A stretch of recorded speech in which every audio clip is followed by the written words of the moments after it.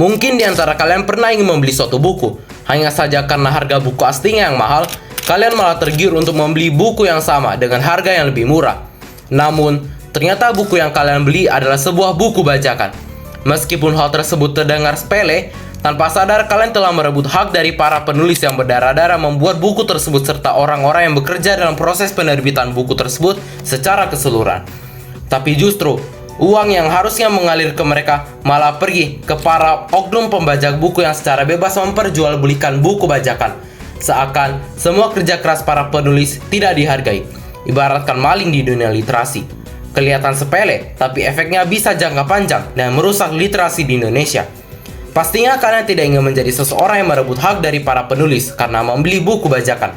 Namun, bagaimana cara kita mengatasi pembajakan buku yang semakin bertebaran di Indonesia agar kita lebih menghargai para penulis dan penerbit yang bersusah payah membuat buku demi literasi di Indonesia? Halo para pendengar, saya Rahmat dan selamat datang di Radio Literasi. Buku bajakan pastinya adalah buku yang sangat merugikan bagi para penulis. Coba lihat, penjualan buku bajakan mencapai 1/4 atau bahkan hampir mencapai penjualan dari buku asli itu sendiri. Dan persentase pembajakan buku di Indonesia juga mencapai 75% pada tahun 2021, sehingga kerugian yang didapat hingga miliaran rupiah. Bayangkan, para penulis hanya mendapat 10% royalti dari buku yang mereka tulis dengan susah payah. Misal, harga buku Rp100.000, maka penulis hanya mendapat Rp10.000 per buku yang terjual. Sementara buku bajakan malah lebih mendapat keuntungan dengan cara yang begitu kotor. Jika kamu berada di posisi si penulis, pastinya kamu juga kesal bukumu dibajak. Selain itu, rata-rata buku yang dibajak berupa judul-judul yang populer saat ini, baik novel, komik, dan lain-lain yang intinya meraup banyak keuntungan, sehingga menjadi sasaran empuk untuk dibajak. Tapi tetap saja, buku bajakan hanyalah tiruan dari yang asli. Buku bajakan juga memiliki beberapa ciri yang dapat diketahui bahkan hanya dengan sekali lihat, seperti kualitas gambar atau tulisan yang jelek dan seperti di fotokopi, halaman buku yang gampang copot, warna serta ukuran buku yang berbeda, fisik buku yang tidak rapi, bahan kertas yang tipis dan tinta mudah luntur, hingga teks cetakan yang aneh. Meski begitu, mengapa masih ada yang membeli buku bajakan padahal buku tersebut sudah jelas memiliki kualitas yang jelek dan merugikan para penulis? Ada beberapa hal yang mendasari orang untuk membeli buku bajakan. Pertama, harga buku asli yang mahal, terutama bagi siswa sehingga mereka memilih buku bajakan sebagai alternatif yang murah, meski hal tersebut terkesan tidak etis. Kedua, masyarakat masih belum terbiasa menghargai suatu karya sehingga masih ada mindset, kalau ada yang murah kenapa harus yang mahal? Dan yang ketiga, kurangnya kesadaran tentang hak cipta karena tidak semua orang tahu bahwa membeli buku bajakan itu melanggar hukum terkait hak cipta. Atau sebenarnya ada yang tahu, tapi mikir, nggak apa-apa, cuma satu, toh yang lain juga beli. Meskipun beberapa alasan yang disebutkan tadi menjadi dasar untuk membeli buku bajakan, namun hal tersebut tidak bisa dibenarkan karena melanggar undang-undang mengenai hak cipta, serta pembajakan berdampak buruk bagi perkembangan literasi dan budaya baca di Indonesia. Tapi, memangnya seburuk apa sih dampak dari pembajakan buku kepada literasi Indonesia? Pembajakan buku ternyata tidak hanya berdampak bagi para penulis saja, tapi berdampak serius bagi literasi di Indonesia, baik dari sisi ekonomi hingga kreativitas. Lalu, apa saja dampak dari pembajakan buku ini? 1. Menurunnya kreativitas penulis. Pastinya, pembajakan buku bikin kesal para penulis. Udah royaltinya kecil, malah dibajak lagi. Jadinya, para penulis malas untuk berkarya karena ujung-ujungnya bukunya akan dibajak. Hal ini adalah ancaman nyata bagi perkembangan literasi di Indonesia karena tidak hanya mematikan keuntungan finansial saja, tapi juga mematikan kreativitas para penulis. Hal ini juga dapat menurunkan angka literasi karena rendahnya apresiasi terhadap penulis dengan membeli buku yang asli. 2. Kerugian bagi industri penerbitan. Industri penerbitan di Indonesia juga mengalami kerugian akibat pembajakan buku. Baik penerbit kecil hingga besar mengalami penurunan penjualan yang signifikan karena beredarnya buku bajakan di pasaran yang cenderung lebih murah. Bayangkan, kerugian yang didapat mencapai miliaran rupiah setiap tahun karena buku bajakan. Karena hal ini juga rata-rata penerbit pun memutuskan mengurangi kualitas penerbitan karena pendapatan finansial yang tidak stabil. 3. Minat baca masyarakat yang menurun. Meskipun harga buku bajakan itu murah, seringkali buku bajakan juga memiliki kualitas yang buruk dari berbagai segi. Hal ini juga ternyata berdampak pada budaya baca yang makin menurun karena kualitas buruk buku bajakan yang diberikan. Sehingga orang-orang makin malas dan mengurangi minat mereka terhadap buku. Kalau misal digambarkan, ngapain beli buku kalau kualitasnya malah zonk? Padahal, masih banyak buku yang memiliki kualitas yang baik.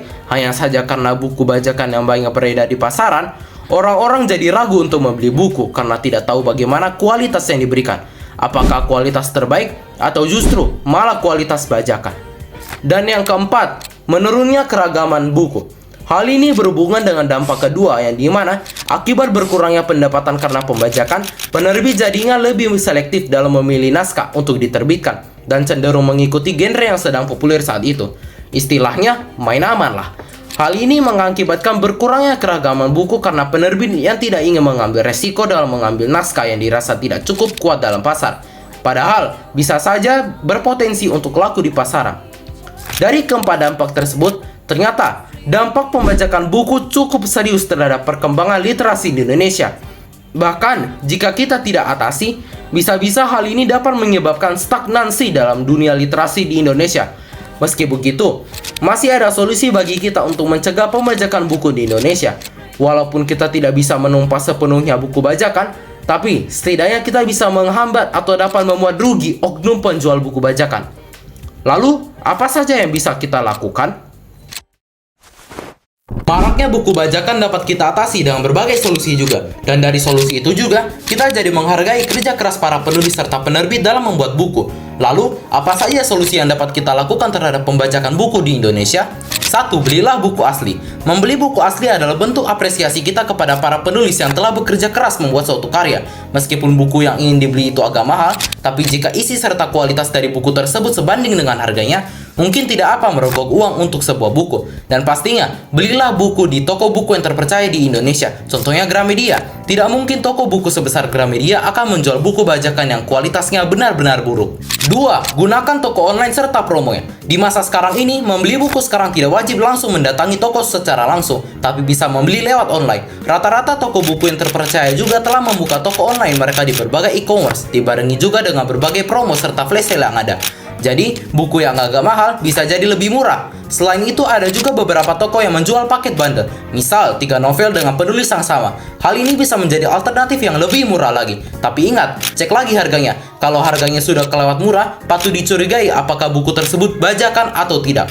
3. Membeli buku bekas. Buku bekas yang berasal dari pemilik sebelumnya ini bisa menjadi solusi yang lebih murah dan pastinya lebih baik ketimbang buku bajakan. Meskipun kondisi buku tergantung dari pemakaian pemilik sebelumnya, setidaknya bukunya asli daripada bajakan. Tapi lihat kembali apakah bukunya asli atau tidak. Bayangkan saja, udah beli buku bekas, taunya malah bajakan. 4. Memanfaatkan e-book. Penggunaan smartphone yang semakin luas dapat kita manfaatkan untuk membaca e-book yang semakin banyak juga. Bahkan, e-book bisa jauh lebih murah dan praktis daripada buku fisik karena hanya bermodal smartphone saja, kita sudah bisa membaca sebuah buku dengan beratus halaman di perangkat yang seringkas ini. Jadi sebaiknya, bacalah atau belilah e-book di aplikasi yang sudah terpercaya. Lagi pula, harga e-book juga jauh lebih murah daripada buku fisik kan? Dan yang kelima, gunakanlah perpustakaan.